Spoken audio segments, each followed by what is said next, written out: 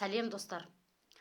Қазір қарап отырсақ барлығымыз, білесіз ба, біз өзіміз жалғыз ұйықтаймыз деп жүрсек, оказывается, біз өзіміз жалғыз ұйықтамайды екенбіз.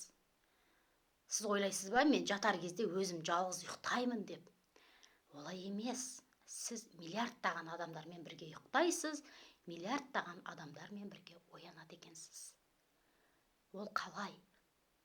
Өйткені сіздің мынау қазіргі ұстап жүрген телефоныңызды сіз күндіз демей ақ қояйын, жарайды, күндіз барлығымыз қараймыз, иә, хабарласамыз деген сияқты.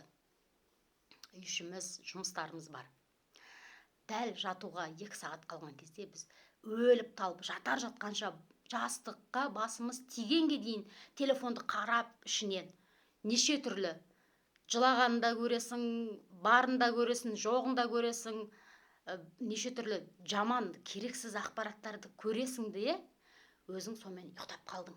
Қаншама адамдарды сен ойыңа тоқыдың, көзіңе көрсеттің, есіңе алдың, ұйықтап қалдың. Таңертең ояндың, қайтадан ойбай, не болды екен? Не болды екен? Әр жағы не болды екен? Деп қайтадан телефонды тұра салысымен телефон қарайтын адамдар барлығы емес, әрине. Онда сіз көпшілікпен ұйықтап, көпшілікпен оянасыз. Сонда сіз миллиард адаммен ұйықтайды екенсіз да, миллиард адаммен тұрады екенсіз. Сонда сенің өзіңе деген уақытта қалмайды, және өзіңе деген ой, сезім қалмайды да. Өйткені сен барлық күш қуатыңды жаңағы миллиард адамдарға жұмсағаннан кейін, әрине сенің ешқашанда жаңағы өзіңнің жасайын деген жұмысыңа не уақыт таба алмай сандалып жүресің да. Сондықтан бұның жаңағы тәсілі деп айтсақ болады. Жатарға 2 сағат қалған кезде жалпы телефонды қарамауға кеңес беремін енді. Мен өзім ойымда, ол басымнан өткен.